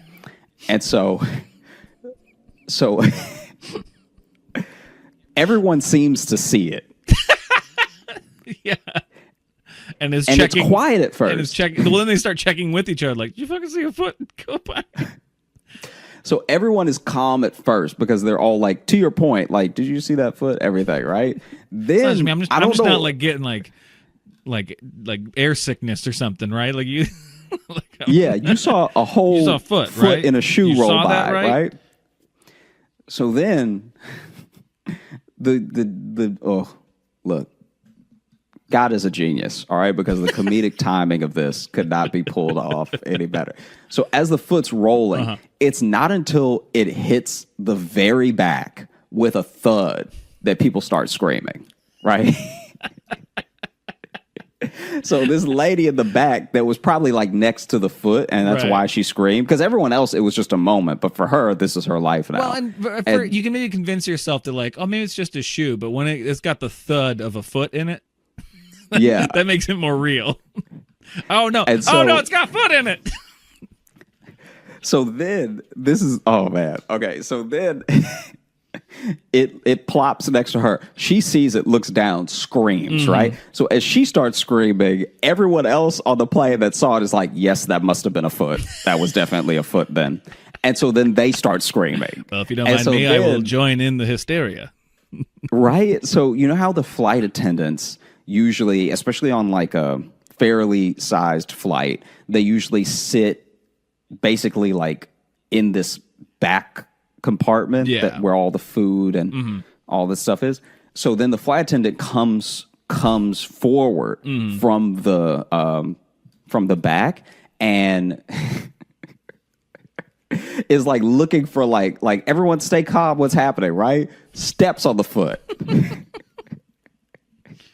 And then she looks down and goes, oh my God. And so then she's like, you can tell when someone's like trying to like compartmentalize all their feelings, but also be professional. So then she is like, is someone okay? Is someone missing a foot? Yeah. And so then like people kind of stop screaming now, because now it's like, it's not like it's calmed down, but now at least someone is trying to take care of it. Right. And so like the woman that the foot was next to is still hysterical. But then like the flight attendant's like, is anyone like, is this a prank? Like what is this? This isn't funny. Like, is someone missing their foot? And then whole time this guy in the first class is still asleep. Mm-hmm. And I'm guessing, and then finally, I'm guessing he's missing a foot. So then as she's like making these same like proclamations of like, you know, like, cause now she's like in that space, I guess, where she's gone from like scared herself to like a little like mad. And so then as she's walking to the plane, just repeating herself, she's like, yeah, this isn't funny. There can be serious consequences for like doing stuff like this on a plane. Like, this isn't a joke or anything. Yeah. Is someone missing a foot? You can't travel with any fruit or vegetables or foots. You can't. We check that. You can't have it. That is overhead luggage at best. Yeah. All right. Yeah. Do you have any foot or vegetables to declare? So then, as she gets closer to the front, she ends up waking that guy up, and this guy goes, "My foot, my foot," which doesn't help. No, because it just sounds like someone's foot fell off. Yeah. Yeah, now people think his foot was taken from him or cut off or whatever. So now people start screaming again. Oh, Jesus. Then, and she still doesn't have the foot. She's just walking around looking to see if somebody's like snickering or something. Like, she didn't pick up the foot or anything, or the shoe. But like, then she gets the guy, and you know, logical explanation. The dude has a prosthetic foot, up to the ankle, and for more room when he's flying and taking a nap, he takes it off. Mm-hmm. But in this particular instance, the way that the plane gained altitude, it went a little bit to the side and then up. So it perfectly dumped his foot into the aisle and then rolled it back. I also just don't think if I saw a foot land next to me, and it's like, you would be able to tell it was prosthetic. I don't know if that I'd be like, ah! Like, I don't think that would be my first. I'd be like, oh, fuck. A foot. I mean, like, you're a reasonable person, but like all fair. Type of manner of people fly. Like, I feel like, imagine that's true. Imagine if this is your first flight. That's true. This is your first flight ever. That would be and great. Just feet are rolling next to you. Does this happen on every one? Does this happen on every flight? Are there limbs rolling about? Oh, that's wild. And then he was also arrested once they landed. No. Man. For public nuisance. No. Just imagine. Imagine you're like my foot is like, sir, oh my God, sir, it's your foot. Are you okay? He's like, where's my foot? And now you have to be like, it pretty much rolled next to the bathroom. I'll go get it. Yeah. Oh, it's back there. And he's like, oh, it's in coach now. Let them keep it. It's been sullied by their grubby fingers. Imagine what you would think someone was doing though, if you, because you know how they have the curtain that doesn't do anything, the curtain between first class and coach, right? Yeah, and then under that curtain just spits a foot. Yeah, you'd start to think it's some sort of like, oh, like, I get it. The rich people get away with murder. We're in international airspace or some shit.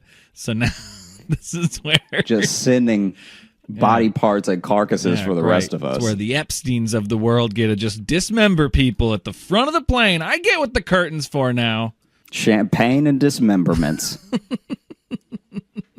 Oh man. But yeah, I just, I want to experience flights again. I Now I want to you know: know, is it? Are you specifically missing experiencing flights, or are you missing experiencing anything?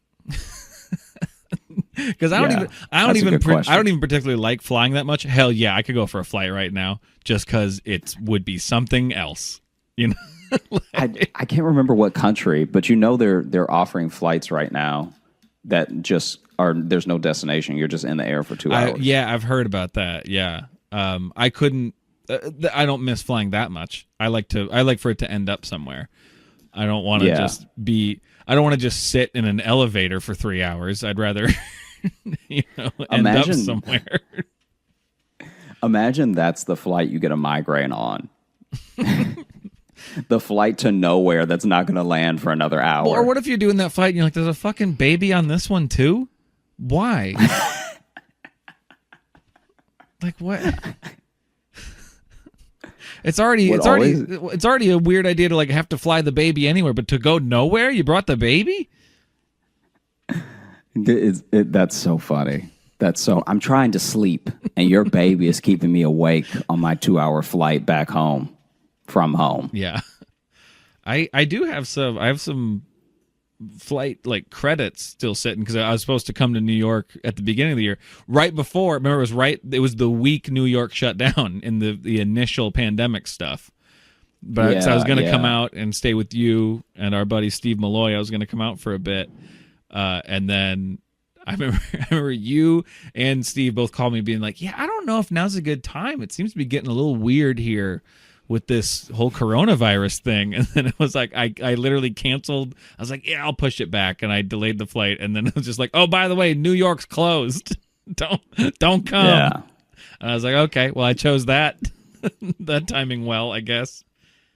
Yeah. This would actually be a very different podcast if you had come because you probably would have had to stay.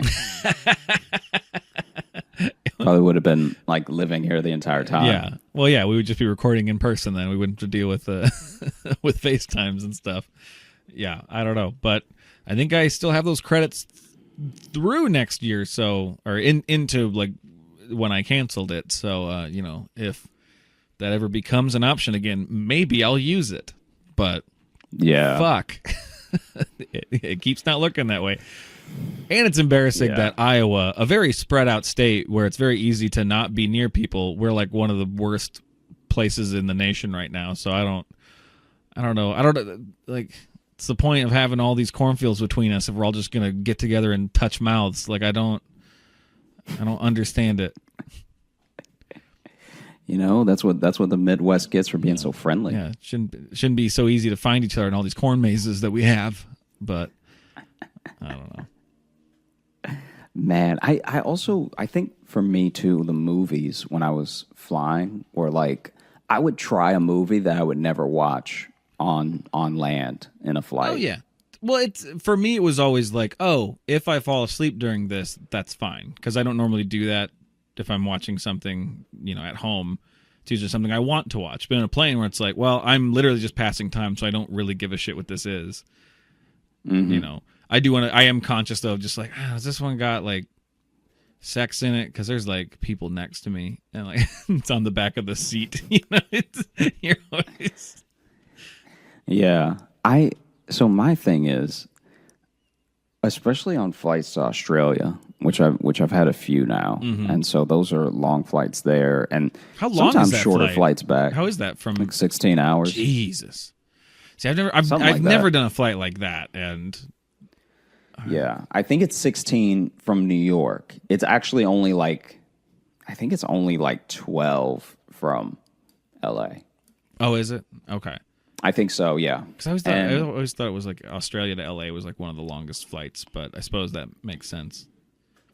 And when I fly to Australia, I get work done with movies. Oh, I'm like, yeah. oof. I watched Cabaret for the first time and the entire Pitch Perfect trilogy. I got off that plane singing. Yeah, man. Wow.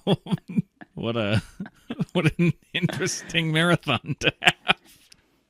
I mean, you also only have as many options as they give you No, unless for you sure. brought your own iPad. For So sure. like, Yeah. I think Qantas just had a deal with somebody. With Anna Kendrick.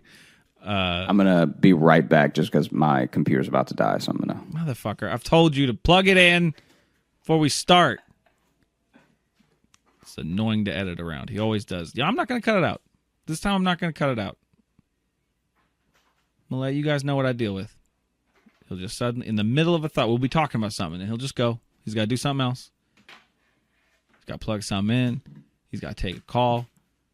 He's got to go grab something. He's foolish. He's foolish, and he's inconsiderate. And he's putting his headphones back on right now. Hey, buddy. I wasn't talking about you. You're a monster.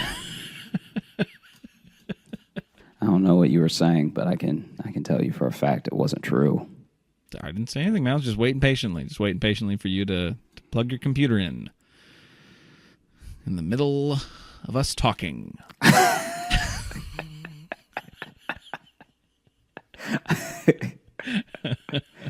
Oh, man. What? Say something. What? It's just, it's one of those things where... Oh man, I wonder. I wondered about a lot of people if I met them at different times, if we would have the relationship that we have, and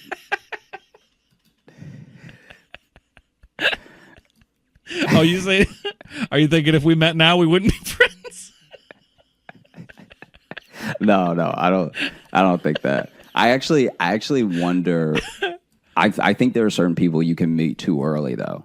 Like I can tell you Oh, yeah. that when I was in college, some of my best friends to this day, right? Mm-hmm. This is like, this still cracks me up. So 3 of my best friends from college, when I met each of them, I did not like them. I did not like them at all. I like it was more than I just didn't like them. I like weirdly had a bone to pick with them. And I was and Oh, yeah. then we got over it, and like 2 of us joined the same fraternity, and then the third one, like we all, I want there to come a day where we can all just chill again because we all live in different places now. Like two of them are still in Louisiana, and one I think he's in Mississippi now or something, and I'm in New York, but it's crazy. And we've had a conversation about it. Like one of my really good friends, I remember when initially when I saw him, we had a class together. That's like how we met. Yeah. And it was like this orientation class or something. And I said, hey, because just trying to be friendly, make friends. I don't know anybody. He didn't seem to know anybody. And like he looked at me, and then he just turned away. And in my head, I was like, Jeez.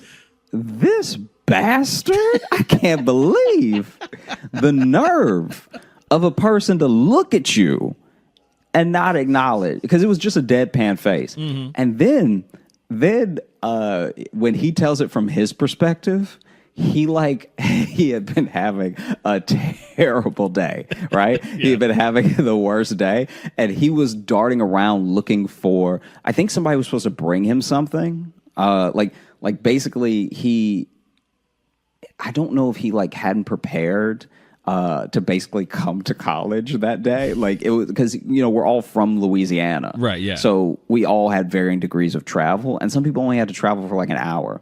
So I think that he was like looking for someone that was supposed to bring him something, and he was just like looking around, darting around, right? So then when I said, hey, it was in the middle of him like looking around. So he's like, I didn't even hear you. I'm just like in a panic and I'm sweating. And then I look, and as I'm panning with my eyes across the room, you say, hey, and I just turn back around. And then we didn't even get to strike up that conversation for like a week, and I hated that dude. I was like, what a monster. Because in that moment, he reaffirmed every fear that you have when you're trying to meet new people. Oh yeah, absolutely. You'd be like, this is why you don't introduce yourself. This is why you don't put yourself out there. then he apologized profusely. He was like, "Oh man, I'm so sorry. Yeah, I was looking around for people to make friends with too." And then we ended up becoming friends a week later, and I was like, "This dude's the best." Then the the other dude, we had some sort of weird misunderstanding when we met, where we got in like an argument, but then we worked it out, and then ended up going to the cafeteria together and having lunch together, and then that our friendship sort of started there. But then the third dude is Donovan, who I've mentioned multiple times in like multiple scenarios. I want to meet him. I've heard a lot of stories about Donovan, but he's one of your friends I haven't met yet. Dude, you'll love Donovan. Is there a dog like, too? Donovan, I was trying to. Yeah. Oh, now there's a dog. Yeah. I guess the dog just heard that Biden won. It's losing it.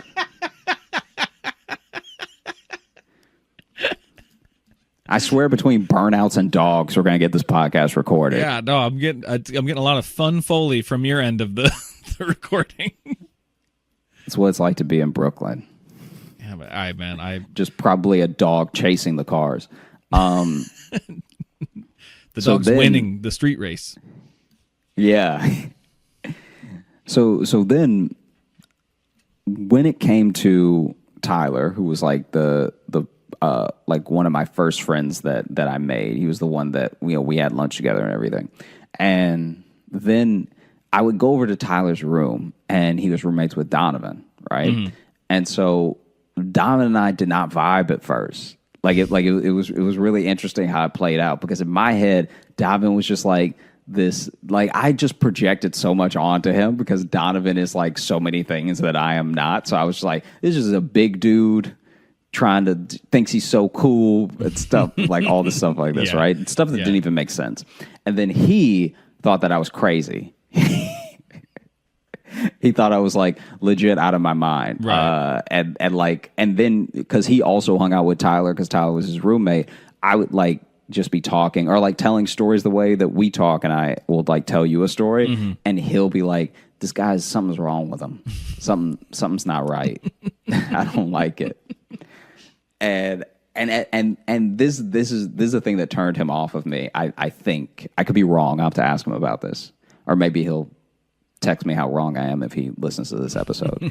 Yeah, does he listen? How good of a friend is he? Yeah, he listens. Support the show. Yeah.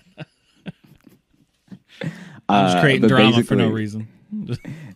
Basically, there was a day where I was hanging out with Tyler and Donovan and everything, and earlier that day, I had seen, which is I've never seen it since. It's crazy.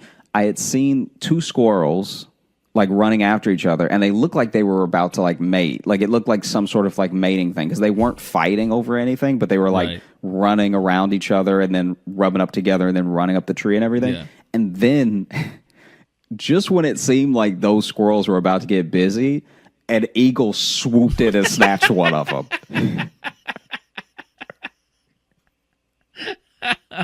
The ultimate cock block.